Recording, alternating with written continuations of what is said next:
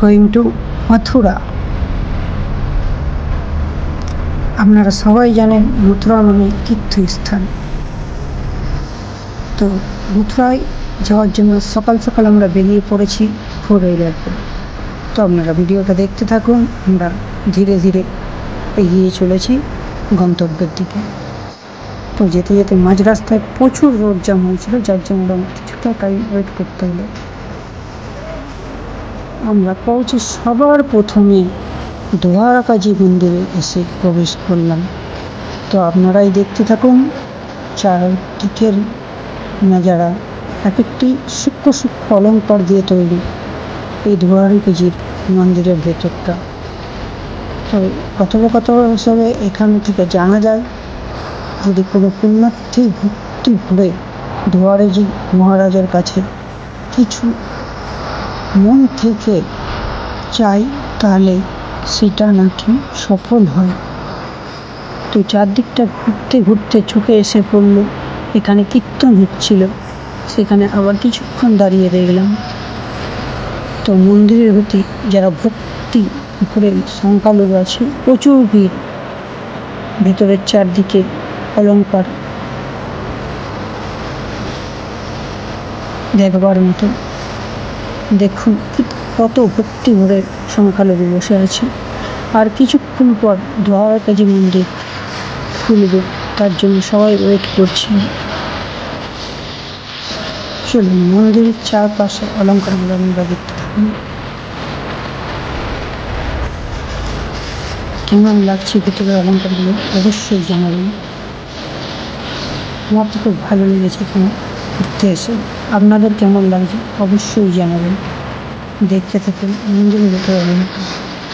আর এক একটা শ্রীকৃষ্ণের বাণী এই অলঙ্কারের মধ্যে।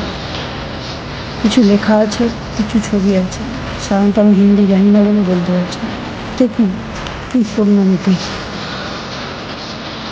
দাঁড়িয়ে থাকা যাচ্ছে, মানে এত প্রচণ্ড পরিমাণে ভিড়।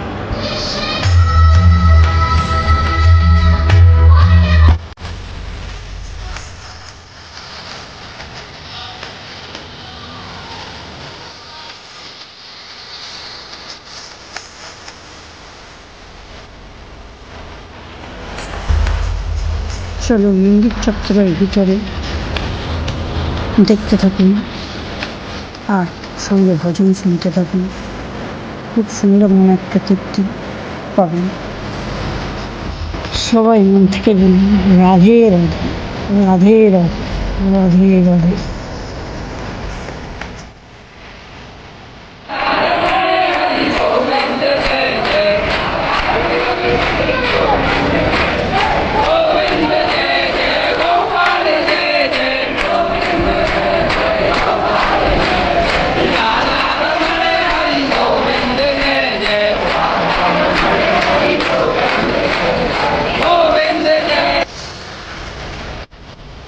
বাইরে চলে এলাম মেন গেটের কাছে।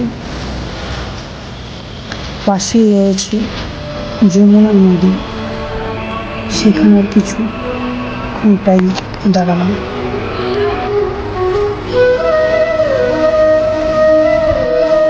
দ্বারকাজি মন্দির থেকে বেরিয়ে সোজা চলে এলাম প্রভু রাধা বল্লভ মহারাজের মন্দিরে।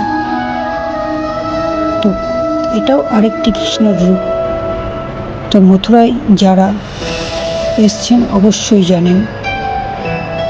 যদি কেউ মথুরায় এসে থাকেন কমেন্টে অবশ্যই জানাবেন। আর দুটো মন্দিরে প্রভুর দর্শন খুব ভালোভাবে হয়েছে, কারণ অনেক রাতে আমি এখানে এসেছিলাম। তার জন্য এখানে আমি আমার ভিডিও শেষ করছি। সুস্থ থাকবেন, ভালো থাকবেন। আবার কোনো নেক্সট ভিডিও নিয়ে আমি আপনাদের সামনে হাজির হব।